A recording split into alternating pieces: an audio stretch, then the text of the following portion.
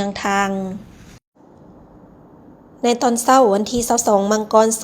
2026ที่วัดศรีสุไทยไสยรามอำนาจการปกครองบ้านโนนยางเมืองพีนแขวงสะหวรรณเขตได้พร้อมกันจัดพิธีเปิดน้ำใส้เส้นทางเบตงหรือทางคอนกรีตและดอกไฟโซลาร์เซลล์เขาห่วมเป็นประธานฝ่ายคฤหัสถ์โดยท่านผู้รัตนพรหมมหาไซกรรมการพรรคแขวงเลขาคณะบริหารงานพรรคเมืองพีนประธานฝ่ายพระสงฆ์แม่นพระอาจารย์วิไซนวันดาประธานองค์การพุทธศาสนาสัมพันธ์เมืองพีนเจ้าอธิการวัดศรีสุไทยไสยรามท่านฟองทะเลพันธนุสินเลขาหน่วยผักบ้านในบ้านโนนยางได้รายงานสภาพการก่อสร้างเส้นทางในแต่ละระยะการก่อสร้างเส้นทางคอนกรีตเข้าบ้านโนนยางแม้นได้เริ่มลงมือก่อสร้างในท้ายปี2023และก่อสร้างสำเร็จในท้ายปี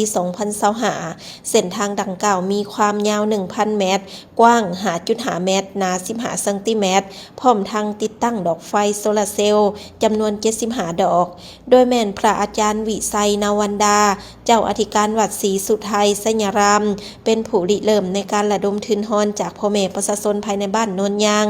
และระดมจากผู้ที่มีน้ำใจจากภาคส่วนต่างๆทั้งภายในและต่างประเทศรวมมูลค่าก่อสร้างทั้งหมด1ตื้อกว่ากีบผลงานดังกล่าวแม่นย้อนอำนาจการปกครองบ้านและพ่อแม่ประชาชนที่มีความตัดสินใจสูงมีความสามัคคีนักแน่นในการพัฒนาพื้นฐานโครงสร้างภายในบ้านของตนให้เกิดมีใบหน้าใหม่และเป็นบ้านทำอิฐของเมืองพีนที่ได้มีเส้นทางคอนกรีตเข้าบ้านของตนซึ่งได้เป็นแบบอย่างที่ดีให้กับบ้านอื่นๆภายในเมืองพีน